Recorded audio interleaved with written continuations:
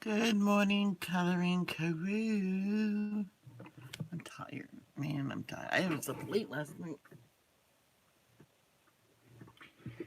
Late. Oh, let's send this out.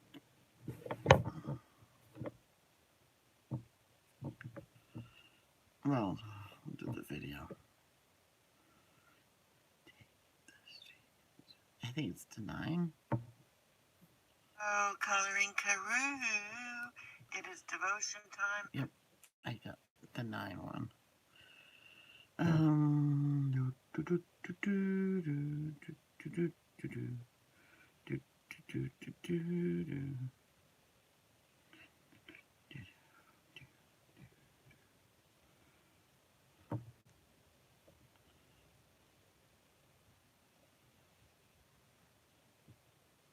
So windy.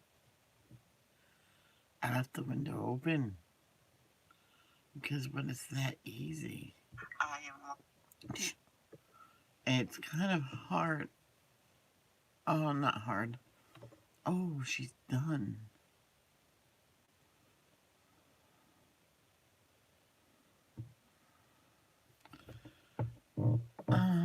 Pat is done with it. Finally, it's a glare. It's always going to be a glare.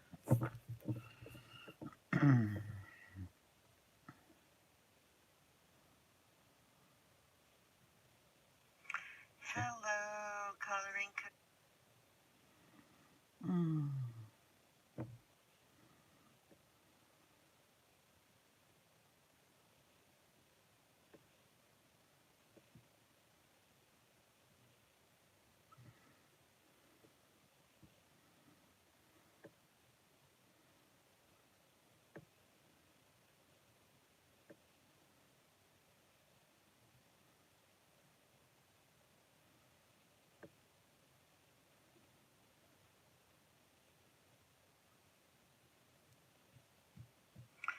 Hello, Color.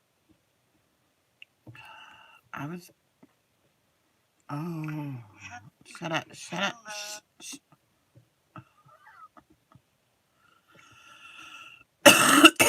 It all sent. So you know what? Hey, Arnie. I'm tired. I'm really tired. Thank God I'm not going to the gym today. We're going out for breakfast because there's nothing for breakfast here.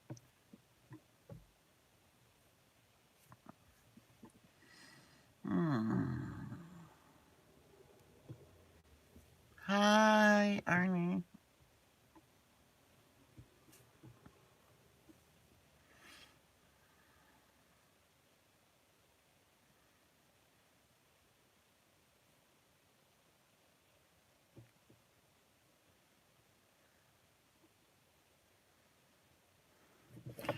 I guess we'll wait for people.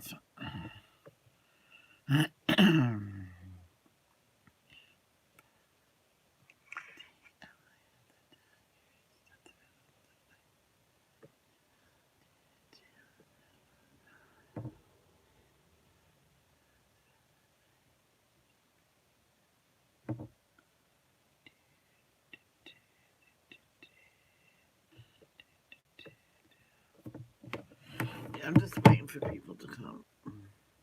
I'm tired.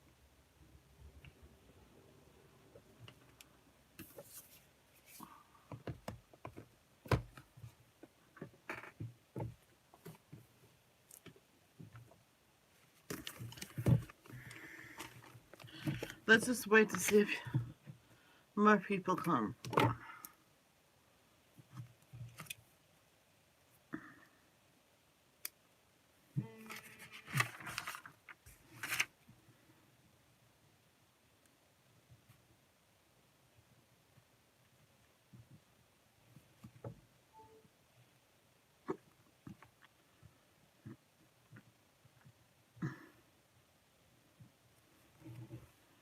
I'm going to be starting on First Kings today.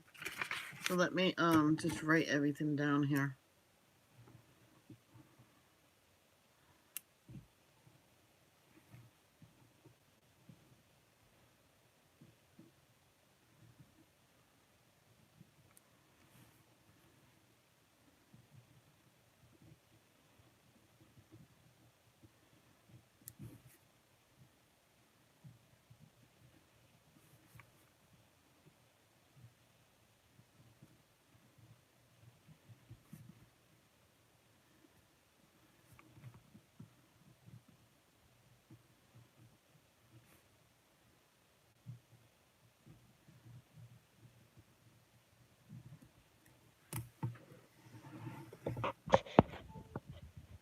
Hi, Izzy.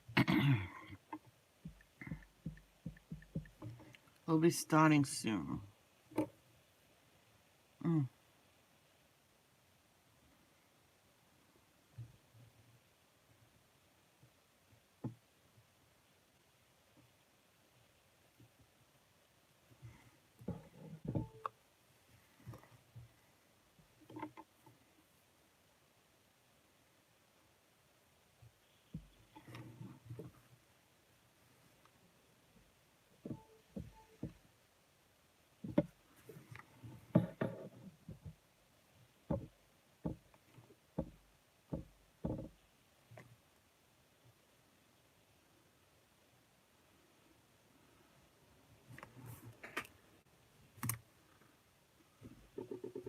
I just have to write everything down and then we'll get started.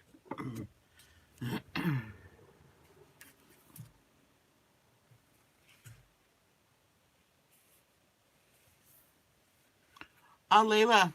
Arnie, did you read the title page? There's the title page.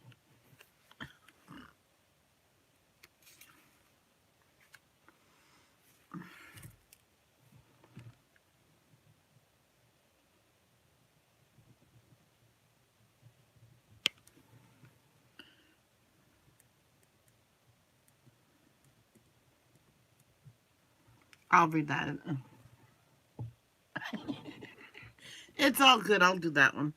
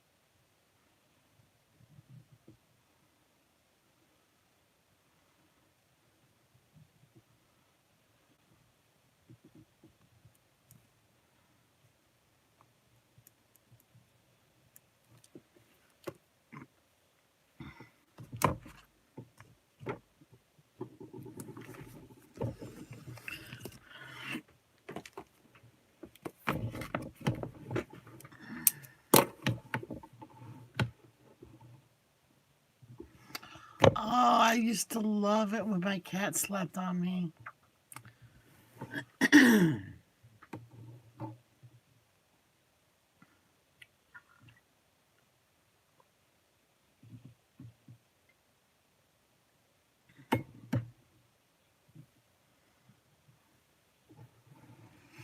Let's say the Lord's Prayer. Let's see if I can remember this, but I'll get the card out anyway.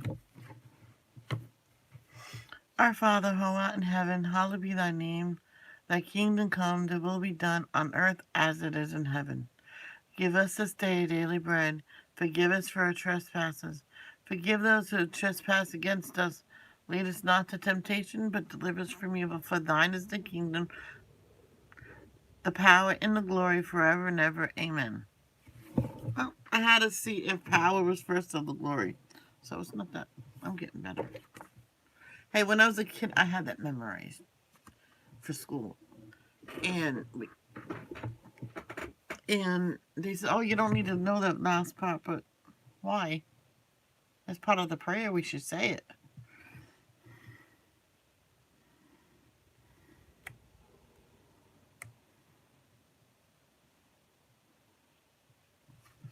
All right, November. Jesus Calling. We will be listening to Arnie say it, but we're gonna start. I'm gonna read the title page, which he kind of forgot. You don't really have to, but November. And my God will meet all your needs according to his glorious riches in Christ Jesus. Philippians chapter 4, verse 19. Oh, sorry, my hair was tickling my nose. Oh, excuse me. Okay, now we'll find Arnie. First, we'll listen to Layla.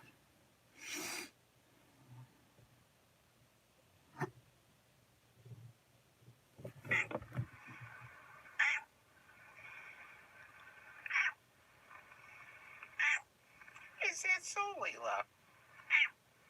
You're talkative tonight.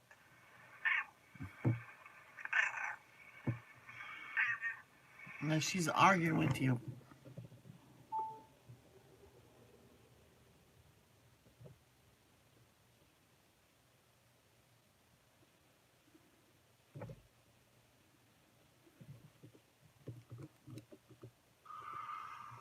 November 1st, today's devotion. Do not be discouraged by the difficulty of keeping your focus on me. I know that your heart's desire is to be aware of my presence continually. This is a lofty goal. You aim towards it, but never fully achieve it in this life. Don't let feelings of failure weigh you down. Instead, try to see yourself as I see you. First of all, I am delighted by your deep desire to walk closely with me through your life. I am pleased each time you initiate communication with me. In addition, I notice the progress you have made since you first resolved to live in my presence. When you realize that your mind has wandered away from me, don't be alarmed or surprised. You live in a world that has been rigged to distract you. Each time, plow your way through the massive distractions to communicate with me. You achieve a victory. Rejoice in these tiny triumphs, and they will increasingly light up your days. Then, Romans 8, verses 33 and 34, and Hebrews 4, verses 14 to 16. Romans 8, 33 and 34. Who shall bring any charge against God's elect? It is God who justifies. Who is to condemn? Christ Jesus is the one who died. More than that, who was raised, who is at the right hand of God, who indeed is interceding for us.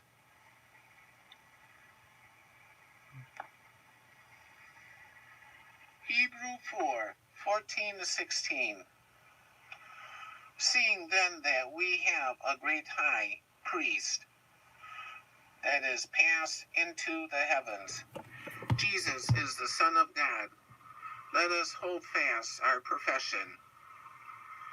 For we have not an high priest which cannot be touched with the feeling of our infirmities, but was in all points tempted like as we are, yet without sin. Let us therefore come boldly unto the throne of grace, that we may obtain mercy and find grace to help in time of need.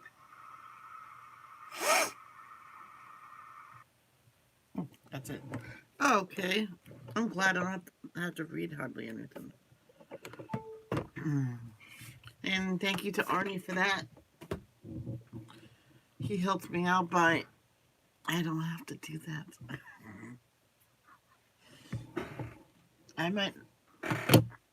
I might just sit here, and I don't think I'm ready to color yet. Let me go out for breakfast. It's probably going to be later. The heck, this is always dying. My Kindle is dying itself. my Kindle's very old. Um, Amazon don't work with it no more.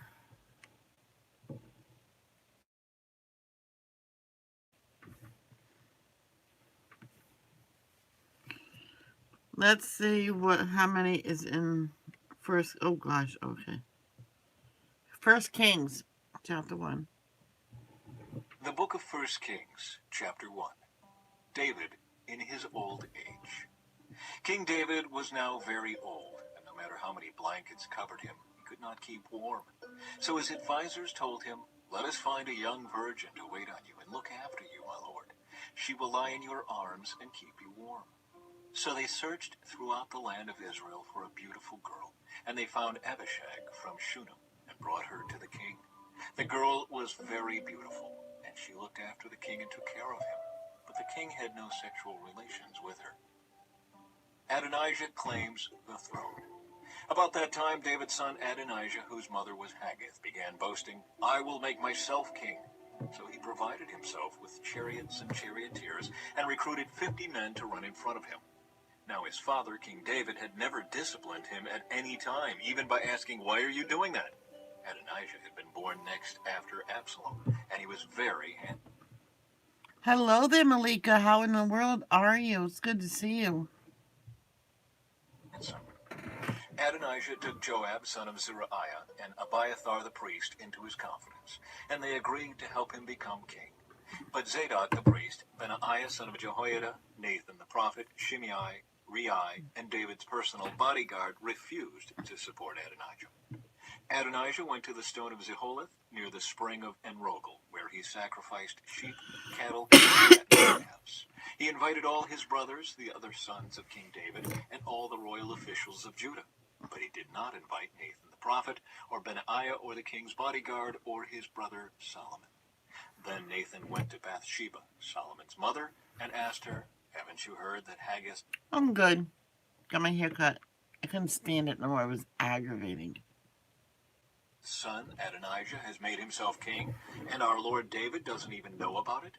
If you want to save your own life and the life of your son Solomon, follow my advice. Go at once to King David and say to him, 'My lord the king, didn't you make a vow and say to me, your son Solomon will surely be the next king and will sit on my throne? Why then has Adonijah become king? And while you are still talking with him, I will come and confirm everything you have said.' So Bathsheba went into the king's bedroom. He was very old now, and Abishag was taking care of him. Bathsheba bowed down before the king. 'What can I do for you?' he asked her. She replied, 'My lord, you made a vow before the Lord your God when you said to me, your son Solomon will surely be the next king and will sit on my throne. But instead, Adonijah has made himself king, and my lord the king does not even know about it. He has sacrificed many cattle, fattened calves, and sheep, and he has invited all the king's sons to attend the celebration. He also invited Abiathar the priest and Joab, the commander of the army, but he did not invite your servant Solomon. And now, my lord the king, all Israel is waiting for you to announce who will become king after you.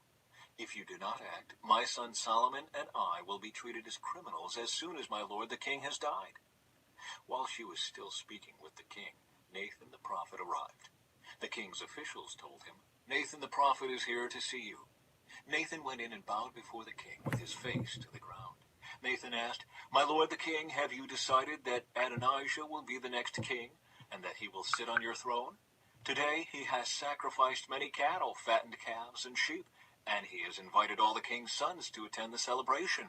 He also invited the commanders of the army and Abiathar the priest. They are feasting and drinking with him and shouting, 'Long live King Adonijah!' But he did not invite me, or Zadok the priest, or Benaiah, or your servant Solomon. Has my lord the king really done this without letting any of his officials know who should be the next king?' David makes Solomon king. King David responded, 'Call Bathsheba.' So she came back in and stood before the king, and the king repeated his vow.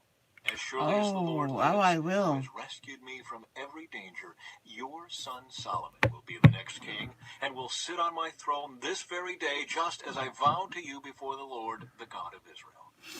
Then Bathsheba bowed down with her face to the ground before the king, and exclaimed, 'May my lord King David live forever.' Then King David ordered, 'Called Zadok the priest, Nathan the prophet, and Benaiah son of Jehoiada. When they came into the king's presence, the king said to them, 'Take Solomon and my officials down to Gihon Spring. Solomon is to ride on my own mule. There Zadok the priest and Nathan the prophet are to anoint him king over Israel. Blow the ram's horn and shout, "Long live King Solomon." Then escort him back here, and he will sit on my throne. He will succeed me as king, for I have appointed him to be ruler over Israel and Judah. Amen, Benaiah, son of Jehoiada, replied. May the Lord, the God of my lord the king, decree that it happen. And may the Lord be with Solomon as he has been with you, my lord the king, and may he make Solomon's reign even greater than yours. So Zadok the priest, Nathan the prophet, Benaiah son of Jehoiada, and the king's bodyguard took Solomon down to Gihon Spring, with Solomon riding on King David's own mule. There Zadok the priest took the flask of olive oil from the sacred tent and anointed Solomon with the oil. Then they sounded the ram's horn, and all the people shouted, "Long live King Solomon!" And all the people followed Solomon into Jerusalem, playing flutes and shouting for joy. The celebration was so joyous and noisy that the earth shook with the sound. Adonijah and his guests heard the celebrating and shouting just as they were finishing their banquet. When Joab heard the sound of the ram's horn, he asked, "What's going on? Why is the city in such an uproar?" And while he was still speaking, Jonathan, son of Abiathar the priest, arrived. "Come in," Adonijah said to him, "for you are a good man. You must have good news." "Not at all," Jonathan replied. "Our lord King David has just declared Solomon king." The king sent him down to Gihon Spring with Zadok the priest, Nathan the prophet, and Benaiah son of Jehoiada, protected by the king's bodyguard. They had him ride on the king's own mule, and Zadok and Nathan have anointed him at Gihon Spring as the new king. They have just returned, and the whole city is celebrating and rejoicing. That's what all the noise is about. What's more, Solomon is now sitting on the royal throne as king, and all the royal officials have gone to King David and congratulated him, saying, "May your God make Solomon's fame even greater than your own, and may Solomon's reign be even greater than yours."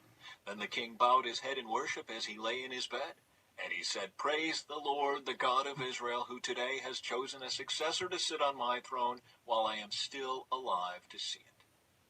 Then all of Adonijah's guests jumped up in panic from the banquet table and quickly scattered. Adonijah was afraid of Solomon, so he rushed to the sacred tent and grabbed onto the horns of the altar. Word soon reached Solomon that Adonijah had seized the horns of the altar in fear, and that he was pleading, "Let King Solomon swear today that he will not kill me." Solomon replied, "If he proves himself to be loyal, not a hair on his head will be touched. But if he makes trouble, he will die." So King Solomon summoned Adonijah, and they brought him down from the altar. He came and bowed respectfully before King Solomon, who dismissed him, saying, "Go on home."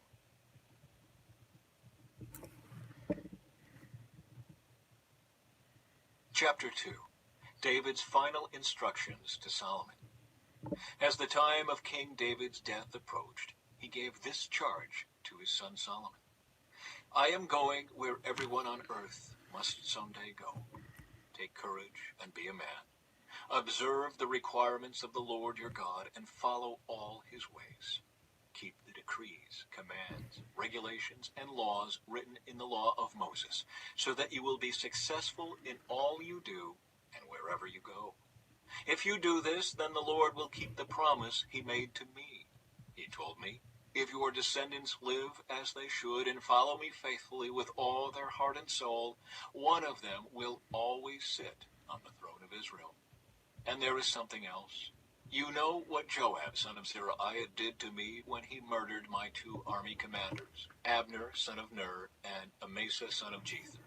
He pretended that it was an act of war, but it was done in a time of peace, staining his belt and sandals with innocent blood. Do with him what you think best, but don't let him grow old and go to his grave in peace. Be kind to the sons of Barzillai of Gilead. Make them permanent guests at your table, for they took care of me when I fled from your brother Absalom. And remember Shimei, son of Gera, the man from Behurim in Benjamin. He cursed me with a terrible curse as I was fleeing to Mahanaim. When he came down to meet me at the Jordan River, I swore by the Lord that I would not kill him. But that oath does not make him innocent. You are a wise man, and you will know how to arrange a bloody death for him." Then David died and was buried with his ancestors in the city of David.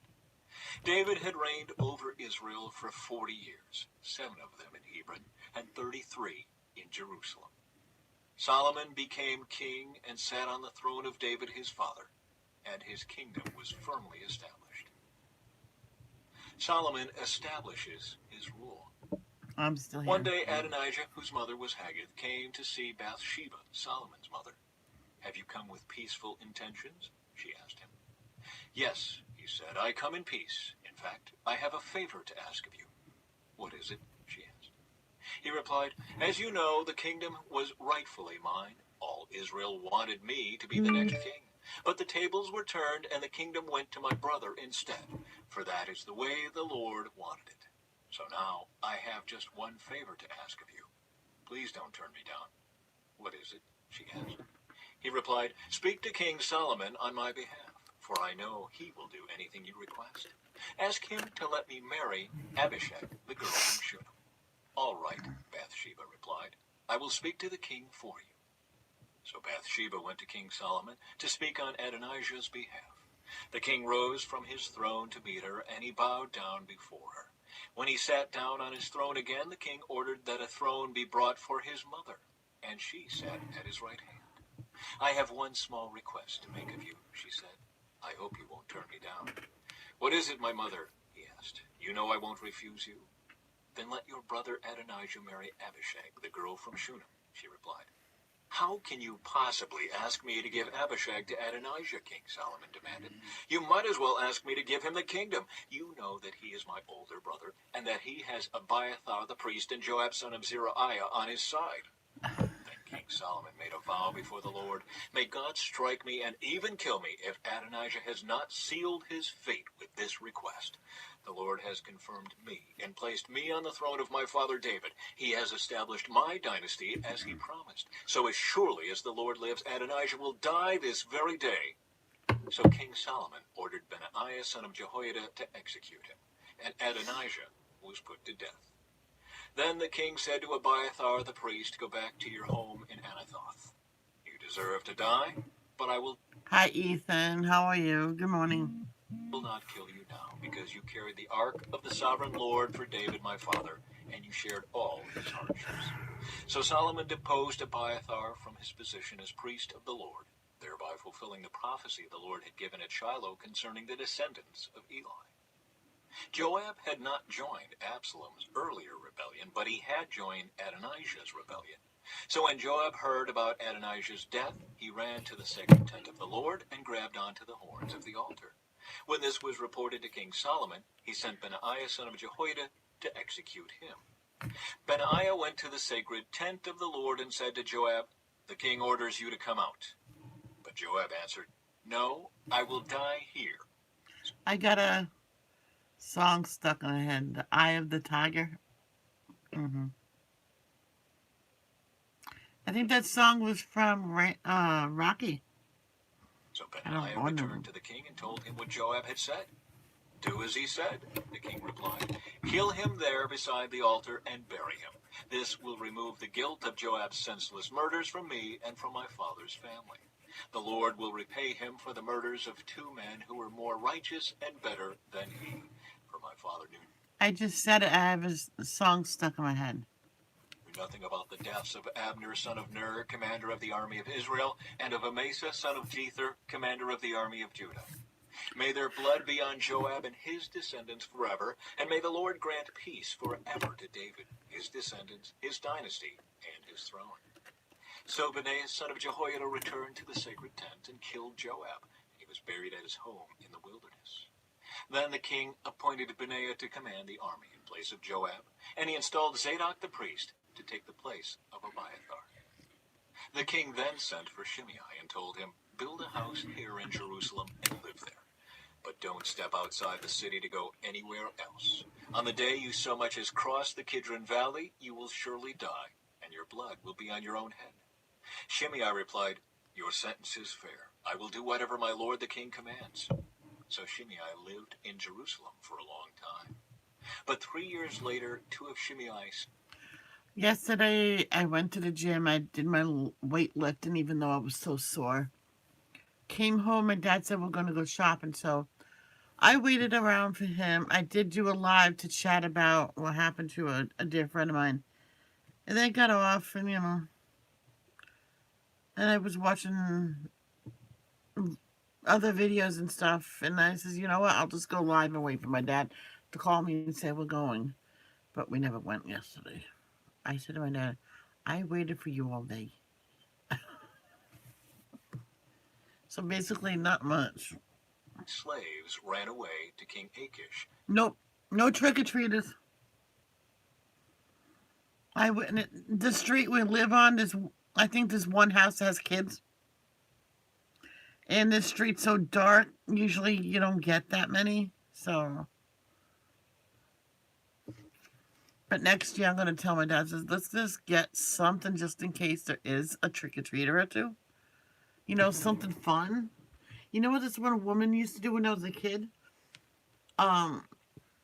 Coloring book, crayons, a snack.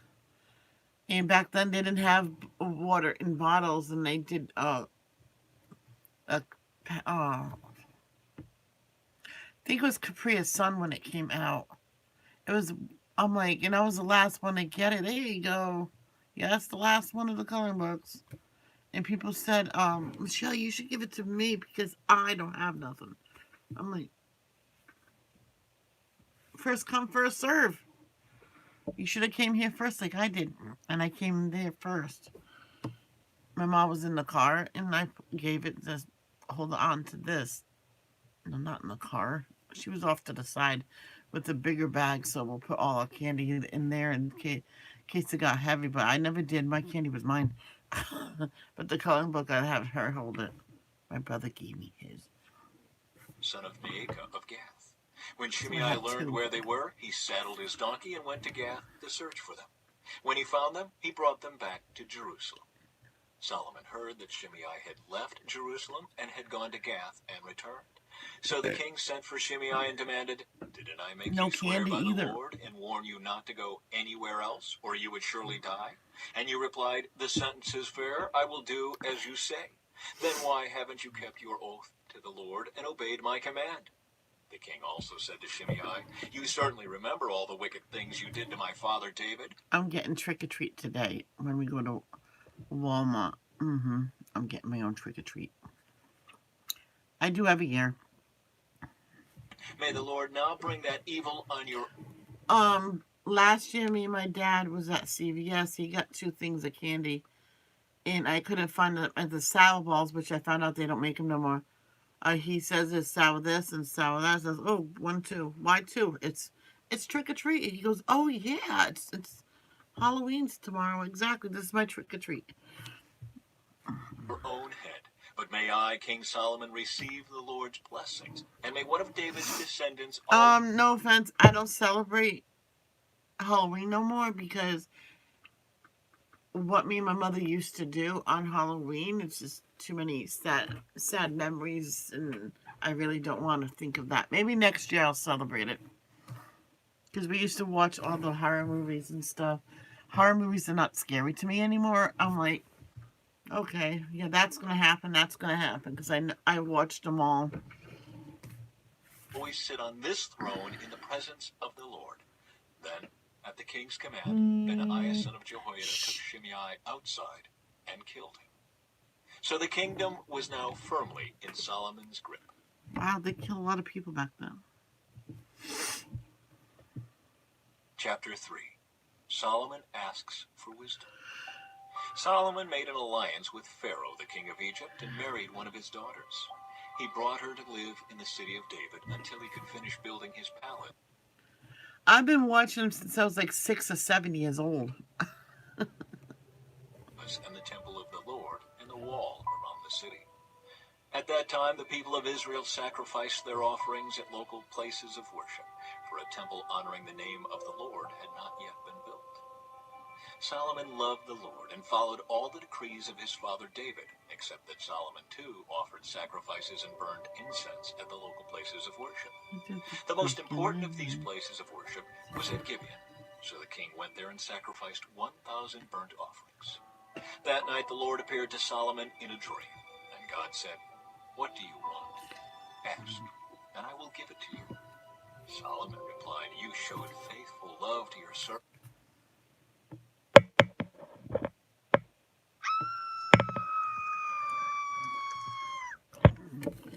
Sorry. It's different sounds. Servant, my father David, because he was honest and true and faithful to you. And you have continued your faithful love to him today by giving him a son to sit on his throne. Now, O Lord my God, you have made me king instead of my father David. But I am like a little child who doesn't know his way around, and here I am in the midst of your own chosen people, a nation so great and numerous they cannot be counted. Give me an understanding heart, so that I can govern your people well and know. Sound Effects Pro. It looks like I purchased that one time before. Okay. Know the difference between right and wrong. For who by himself is able to govern this great people of yours? The Lord was pleased that Solomon had asked for wisdom. So God replied, "Because you have asked for wisdom in governing my people with justice, and have not asked for a long life or wealth, or the death of your enemies, I will give you what you asked for. I will give you a wise and understanding heart, such as no one else has had or ever will have. And I will also give you what you did not ask for, riches and fame. No other king in all the world will be compared to you for the rest of your life. And if you follow me..."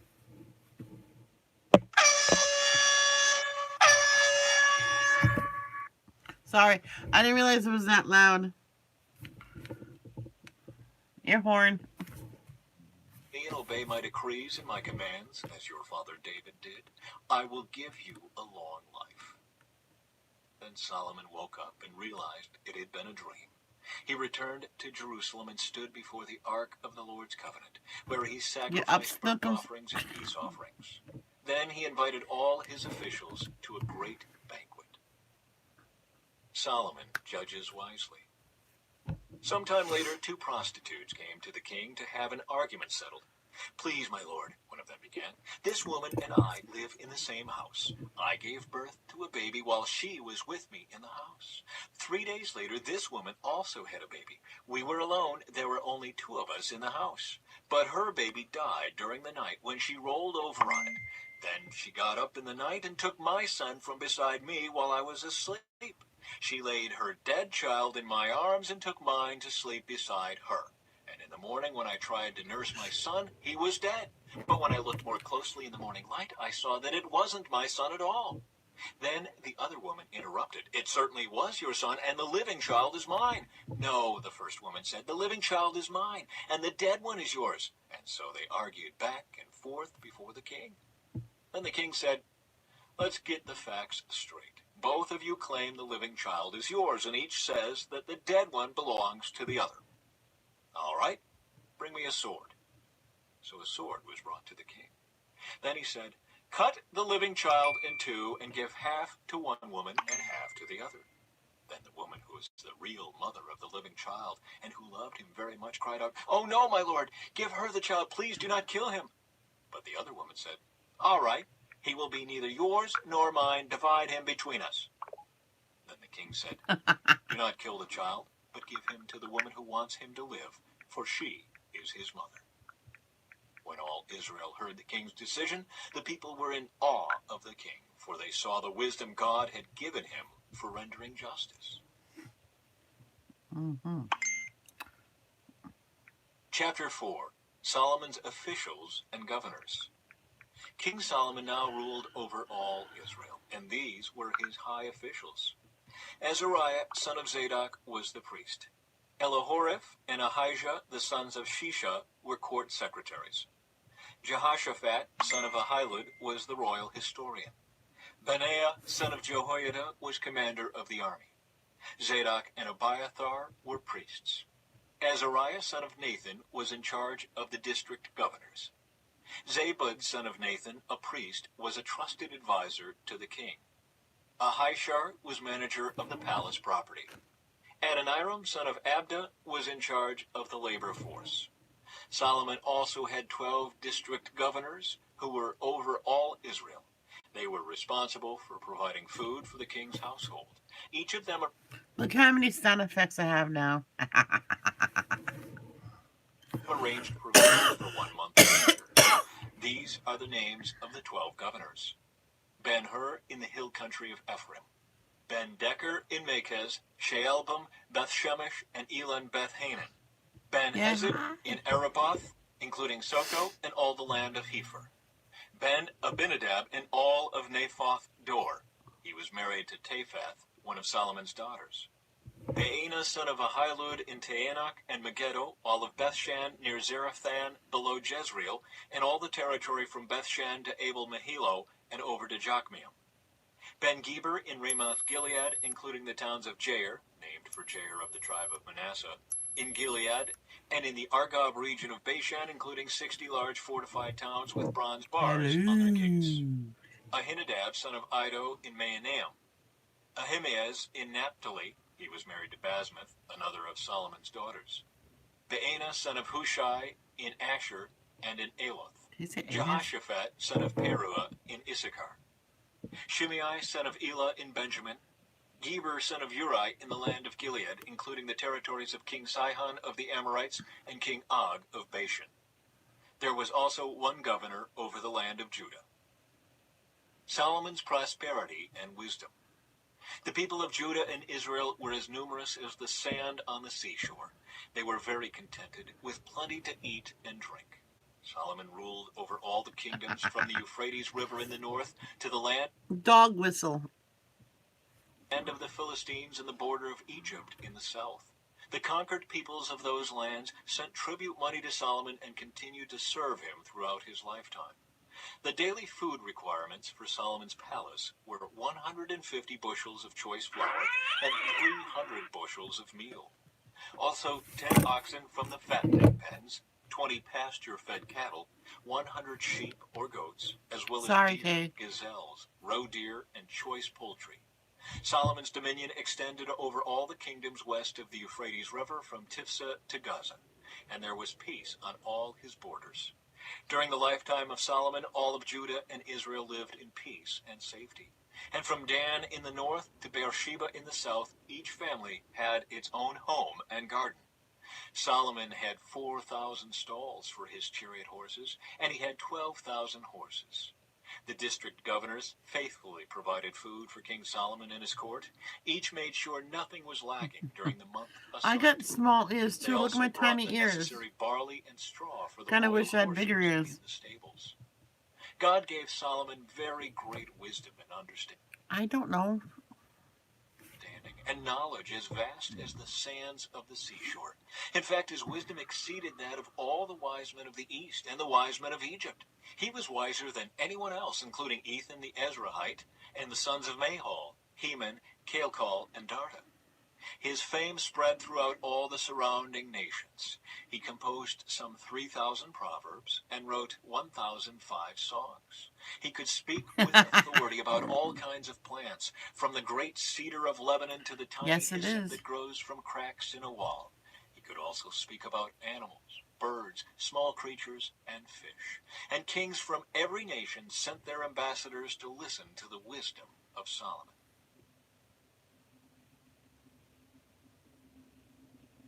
Chapter 5. Preparations for building the temple. King Hiram of Tyre had always been a loyal friend of David. When Hiram learned that David's son Solomon was the new king of Israel, he sent ambassadors to congratulate him. Then Solomon sent this message back to Hiram. You know that my father David was not able to build a temple to honor the name of the Lord his God because of the many wars waged against him by surrounding nations. He could not build until the Lord gave him victory over all his enemies. But now the Lord my God has given me peace on every side. I have no enemies, and all is well. So I am planning to build a temple to honor the name of the Lord my God, just as he had instructed my father David. For the Lord told him, your son, whom I will place on your throne, will build the temple to honor my name. Therefore, please command that cedars from Lebanon be cut for me. Let my men work alongside yours, and I will pay your men whatever wages you ask. As you know, there is no one among us who can cut timber like you Sidonians. When Hiram received Solomon's message, he was very pleased and said, Praise the Lord today for giving David a wise son to be king of the great nation of Israel. Then he sent this reply to Solomon. I have received your message, and I will supply all the cedar and cypress timber you need. My servants will bring the logs from the Lebanon mountains to the Mediterranean Sea, and make them into rafts, and float them along the coast to whatever place you choose. Then we will break the rafts apart, so you can carry the logs away. You can pay me by supplying me with food for my household.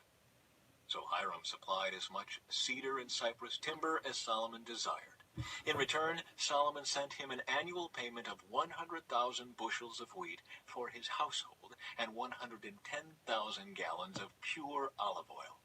So the Lord gave wisdom to Solomon just as he had promised, and Hiram and Solomon made a formal alliance of peace. Then King Solomon conscripted a labor force of 30,000 men from all Israel. He sent them to Lebanon in ships, 10,000 every month, so that each man would be 1 month in Lebanon and 2 months at home. Adoniram was in charge of this labor force. Solomon also had 70,000 common laborers, 80,000 quarry workers in the hill country, and 3,600 foremen to supervise the work. At the king's command, they quarried large blocks of high-quality stone and shaped them to make the foundation of the temple. Men from the city of Gebal helped Solomon's and Hiram's builders prepare the timber and stone for the temple. Chapter 6. Solomon builds the temple. It was in mid-spring in the month of Ziv, during the 4th year of Solomon's reign, that he began to construct the temple of the Lord. This was 480 years after the people of Israel were rescued from their slavery in the land of Egypt. The temple that King Solomon built for the Lord was 90 feet long, 30 feet wide, and 45 feet high. The entry room at the front of the temple was 30 feet wide, running across the entire width of the temple. It projected outward 15 feet from the front of the temple. Solomon also made narrow recessed windows throughout the temple. He built a complex of rooms against the outer walls of the temple, all the way around the sides and rear of the building. The complex was 3 stories high, the bottom floor being 7.5 feet wide, the second floor 9 feet wide, and the top floor 10.5 feet wide. The rooms were connected to the walls of the temple by beams resting on ledges built out from the wall, so the beams were not inserted into the walls themselves. The stones used in the construction of the temple were finished at the quarry, so there was no sound of hammer, axe, or any other iron tool at the building site. The entrance to the bottom floor was on the south side of the temple. There were winding stairs going up to the second floor, and another flight of stairs between the second and third floors. After completing the temple structure, Solomon put in a ceiling made of cedar beams and planks. As already stated, he built a complex of rooms on 3 sides of the building, attached to the temple walls by cedar timbers. Each story of the complex was 7.5 feet high. Then the Lord gave this message to Solomon. Concerning this temple you are building, if you keep all my decrees and regulations, and obey all my commands, I will fulfill through you the promise I made to your father David. I will live among the Israelites and will never abandon my people Israel. The temple's interior. So Solomon finished building the temple. The entire inside from floor to ceiling was paneled with wood. He paneled the walls and ceilings with cedar, and he used planks of cypress for the floors. He partitioned off an inner sanctuary, the most holy place, at the It's awesome. Your place is actually colder than me. My place. I see white here. Every time I see white here, I pull it. If you're lucky enough, it'll come out by the root. far end of the temple. It was 30 feet deep and was paneled with cedar from floor to ceiling. The main room of the temple outside the most holy place was 60 feet long. Cedar paneling completely covered the stone walls throughout the temple, and the paneling was decorated with carvings of gourds and open flowers. He prepared the inner sanctuary at the far end of the temple, where the Ark of the Lord's Covenant would be placed. This inner sanctuary was 30 feet long, 30 feet wide, and 30 feet high. He overlaid the inside with solid gold. He also overlaid the altar made of cedar. Then Solomon overlaid the rest of the temple's interior with solid gold, and he made gold chains to protect the entrance to the most holy place. So he finished overlaying the entire temple with gold, including the altar that belonged to the most holy place. He made 2 cherubim of wild olive wood, each 15 feet tall, and placed them in the inner sanctuary. The wingspan of each of the cherubim was 15 feet, each wing being 7.5 feet long. The 2 cherubim were identical in shape and size. Each was 15 feet tall. He placed them side by side in the inner sanctuary of the temple. Their outspread wings reached from wall to wall, while their inner wings touched at the center of the room. He overlaid the 2 cherubim with gold. He decorated all the walls of the inner sanctuary and the main room with carvings of cherubim, palm trees, and open flowers. He overlaid the floor in both rooms with gold. For the entrance to the inner sanctuary, he made double doors of wild olive wood with 5-sided doorposts. These double doors were decorated with carvings of cherubim, palm trees, and open flowers. The doors, including the decorations of cherubim and palm trees, were overlaid with gold. Then he made 4-sided doorposts of wild olive wood for the entrance to the temple. There were 2 folding doors of cypress wood, and each door was hinged to fold back upon I know. itself. These doors were decorated with carvings of cherubim, palm trees, and open flowers, all overlaid evenly with gold. The walls of the inner courtyard were built so that there was 1 layer of cedar beams between every 3 layers of finished stone. The foundation of the Lord's temple was laid in mid-spring in the month of Ziv, during the 4th year of Solomon's reign. The entire building was completed in every detail by mid-autumn in the month of Bul, during the 11th year of his reign. So it took 7 years to build the temple.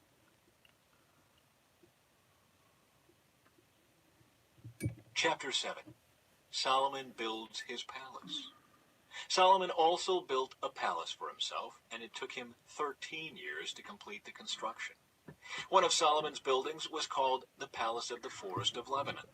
It was 150 feet long, You better 75 find it. feet wide, and 45 feet high. There were 4 rows of cedar pillars, and great cedar beams rested on the pillars. The hall had a cedar roof. Above the beams on the pillars were 45 side rooms, arranged in 3 tiers of 15 each. On each end of the long hall were 3 rows of windows facing each other. All the doorways and doorposts had rectangular frames and were arranged in sets of 3, facing each other. Solomon also built the Hall of Pillars, which was 75 feet long and 45 feet wide. There was a porch in front along with a canopy supported by pillars. Solomon also built the throne room, known as the Hall of Justice, where he sat to hear legal matters. It was paneled with cedar from floor to ceiling. Solomon's living quarters surrounded a courtyard behind this hall, and they were constructed the same way. He also built similar living quarters for Pharaoh's daughter, whom he had married. From foundation to eaves, all these buildings were built from huge blocks of high-quality stone, cut with saws and trimmed to exact measure on all sides. Some of the huge foundation stones were 15 feet long, and some were 12 feet long. The blocks of high-quality stone used in the walls were also cut to measure, and cedar beams were also used. The walls of the great courtyard were built so that there was 1 layer of cedar beams between every 3 layers of finished stone, just like the walls of the inner courtyard of the Lord's temple with its entry room. Furnishings for the temple. King Solomon then asked for a man named Huram to come from Tyre. He was half Israelite, since his mother was a widow from the tribe of Naphtali, and his father had been a craftsman in bronze from Tyre. Huram was extremely skillful and talented in any work in bronze, and he came to do all the metal work for King Solomon. Huram cast 2 bronze pillars, each 27 feet tall and 18 feet in circumference. For the tops of the pillars, he cast bronze capitals, each 7.5 feet tall. Each capital was decorated with 7 sets of latticework and interwoven chains. He also encircled the latticework with 2 rows of pomegranates to decorate the capitals over the pillars. The capitals on the columns inside the entry room were shaped like water lilies, and they were 6 feet tall. The capitals on the 2 pillars had 200 pomegranates in 2 rows around them, beside the rounded surface next to the latticework. Huram set the pillars at the entrance of the temple, one toward the south and one toward the north. He named the one on the south Jachin and the one on the north Boaz. The capitals on the pillars were shaped like water lilies, and so the work on the pillars was finished.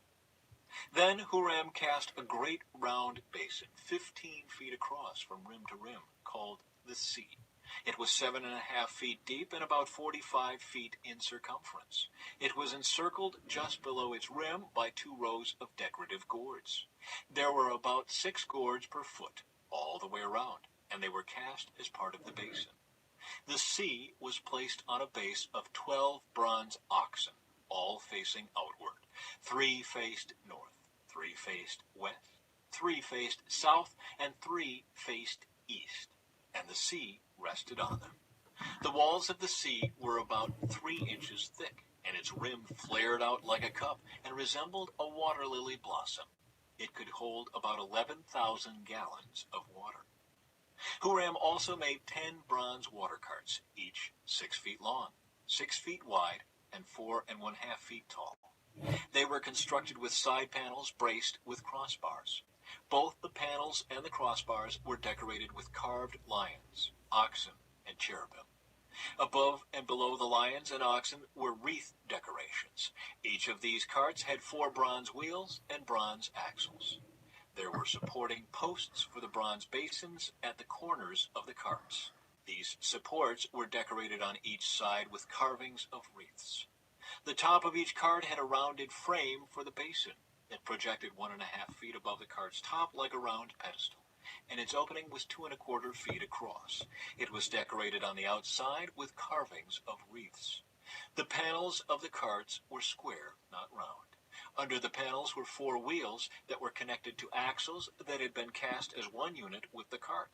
The wheels were 2.25 feet in diameter and were similar to chariot wheels. The axles, spokes, rims, and hubs were all cast from molten bronze. There were handles at each of the 4 corners of the carts, and these too were cast as one unit with the cart. Around the top of each cart was a rim 9 inches wide. The corner supports and side panels were cast as one unit with the cart. Carvings of cherubim, lions, and palm trees decorated the panels and corner supports wherever there was room, and there were wreaths all around. All 10 water carts were the same size and were made alike, for each was cast from the same mold. Huram also made 10 smaller bronze basins, one for each cart. Each basin was 6 feet across and could hold 220 This is the last one, guys. gallons of water. He set 5 water carts on the south side of the temple and 5 on the north side. The great bronze basin called the Sea was placed near the southeast corner of the temple. He also made the necessary wash basins, shovels, and bowls. So at last Huram completed everything King Solomon had assigned him to make for the temple of the Lord. The 2 pillars, the 2 bowl-shaped capitals To get dressed, if that's okay with you. on top of the pillars, the 2 networks of interwoven And if you want, I can do a coloring line. chains that decorated the capitals, the 400 pomegranates that hung from the chains on the capitals, 2 rows of pomegranates for each of the chain networks that decorated the capitals on top of the pillars, the 10 water carts holding the 10 basins, the Sea and the 12 oxen under it, the ash buckets, the shovels, and the bowls. Huram made all these things of burnished bronze for the temple of the Lord, just as King Solomon had directed. The king had them cast in clay molds in the Jordan Valley between Succoth and Zarethan. Solomon did not weigh all these things because there were so many, the weight of the bronze could not be measured. Solomon also made all the furnishings of the temple of the Lord, the gold altar, the gold table for the bread of the presence, the lampstands of solid gold, 5 on the south and 5 on the north, in front of the most holy place, the flower decorations, lamps, and tongs, all of gold, the small bowls, lamp snuffers, bowls, dishes, It's fine. I'm joking with you, you poop head.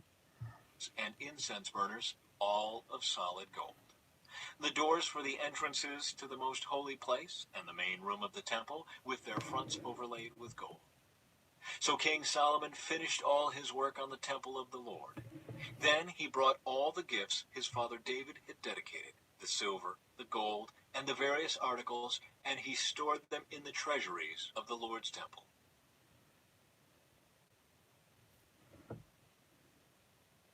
Chapter 8. The Ark brought to the temple.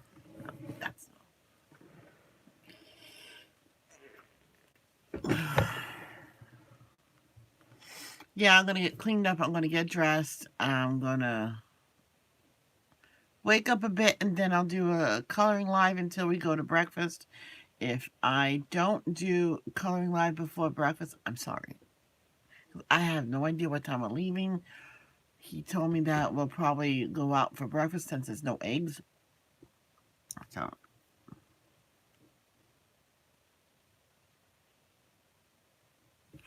Ew. It really depends which breakfast place we're gonna go to. One is really good. It's worth the money, but it's pricey. So we don't go there all the time.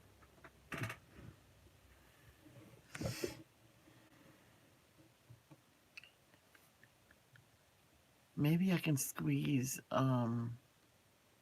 get a thing of Doritos.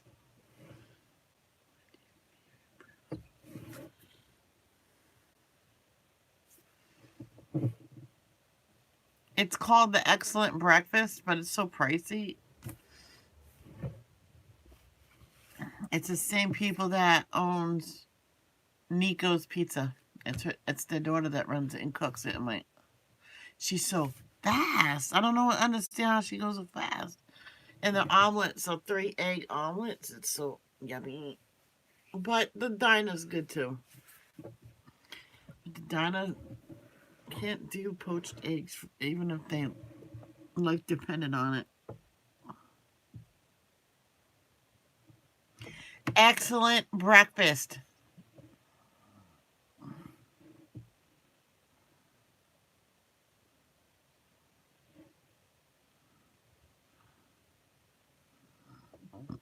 Oh, excuse me.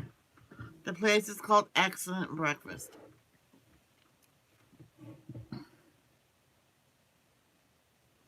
You call me a dope, or you calling you a dope?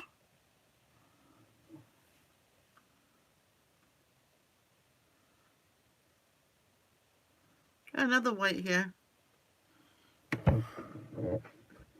Oh, you're not a dope. I remember one time I was brushing my hair. It was nice and long. And that's when I had a part in the middle. And you can see all the white hair sticking up. And my mother was like trying to pluck as many of them as I can. So I parted it a little bit, parted it different. And more. And so she got all that out. I went, don't get the black ones.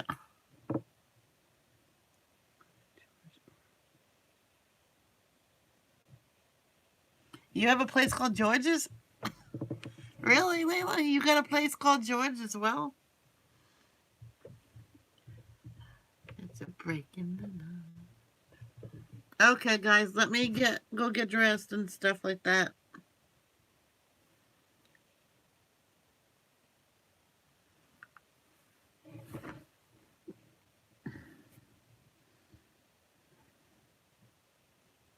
Who fills out an application and gets a interview all in the same day? I liked how that company does it. But all I have to do just to get that job, and what if I don't work out?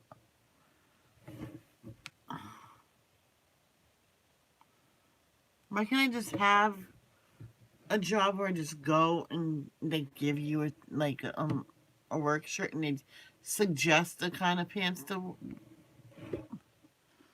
So.